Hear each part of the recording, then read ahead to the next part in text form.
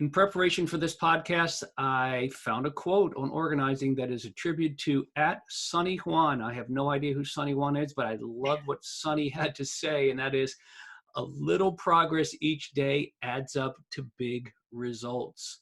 Backed by popular demand is Denise Lee, certified professional organizer, certified senior advisor, and coach. Denise, what are your thoughts on Sunny's bit of wisdom? I love that. I always tell my clients, think of big organizing projects as sitting down to whittle. And when you sit down and whittle, you shave off little pieces. And in the end, you have created this wonderful thing. But if you try to cut off huge pieces, it doesn't work and you might get hurt in the process. Wow, that's right. That's that whole "how do you eat an elephant" joke as well, right? One bite at a time. So I Yeah. get it. I get it. And I have a feeling it's hard for some of us to get our arms around that, and that's why people like you exist. And I'm referring to certified professional organizers. So Denise, remind us what a certified professional organizer does. Well, a certified professional organizer works with the client to help that client establish to reach their goals, whether that goal is through better organization or improved productivity or both. That's what a certified professional organizer does. Right.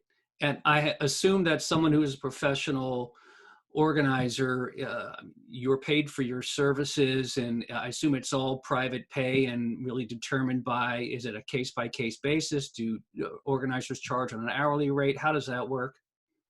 Well, every organizer is a little bit different. As some charge an hourly rate, some offer packages. I personally feel that an hourly rate works better for my clients, and it is private pay. Got it. At this very moment, the world is dealing with the coronavirus pandemic, where we've all been told to stay in our homes and go out only when needed and pick up the essentials. Here's the $1 million question everybody's asking, Denise. Where's all the toilet paper gone? It's like that song, "Where Have All the Flowers Gone?" But yeah, it is. It's the toilet paper, it's the canned goods, it's everything. The shelves are bare. What we're seeing here is fear-driven buying. People are so afraid, and the one thing that they can control is what they buy. So it's both fear and control in action.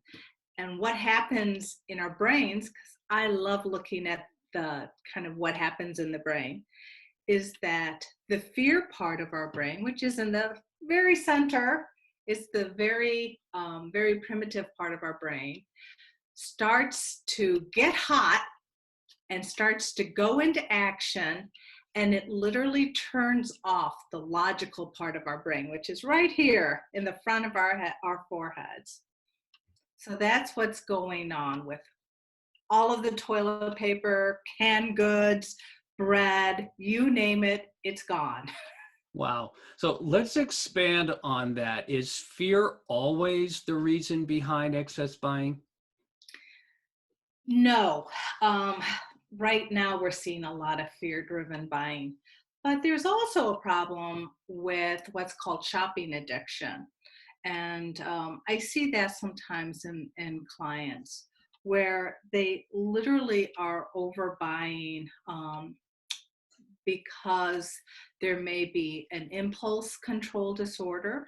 They see something and they feel like, oh, I've got to have that. And before they know it, they've purchased this thing.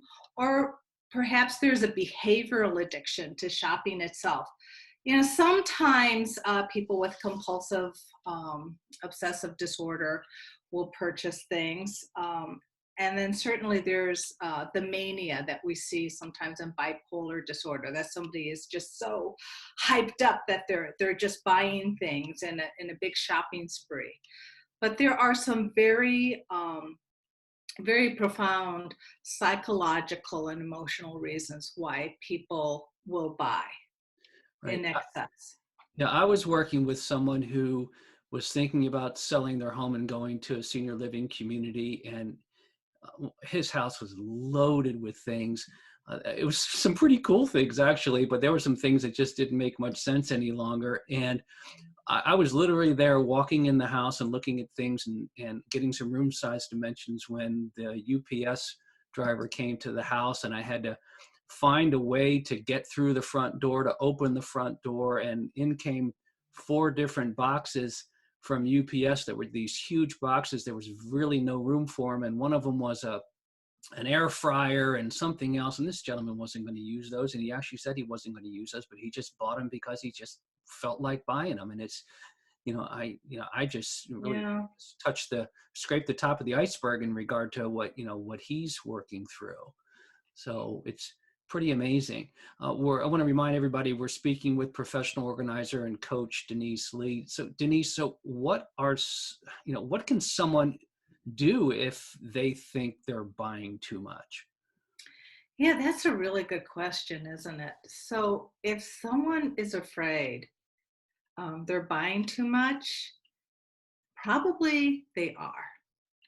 So the first thing is applause. You have that realization. That's a big realization.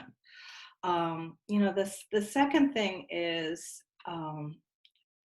talk to your family about it. Talk to your friends about it. Um, Cut up your credit cards. You know, we have to shop sometimes. You're going to run out of milk, right? You're going to run out of bread. So when you do have to shop, use a list and stick to that list. Do not deviate from the list, and get help. That is really very important. Well, what if I'm a family member and I notice this going on, and my loved one doesn't really realize that they have this issue? How do we approach that conversation without upsetting the apple cart too much? Yeah, so that's a really tough question, you know.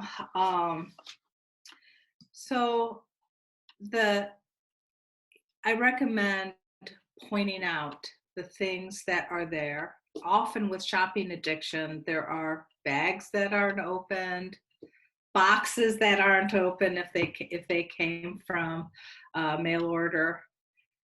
Point it out, and just as objectively and non-emotionally as possible. And I know that's very difficult. Ask what is going on in a very kind of broad way, and talk about your concern that you are concerned about this person.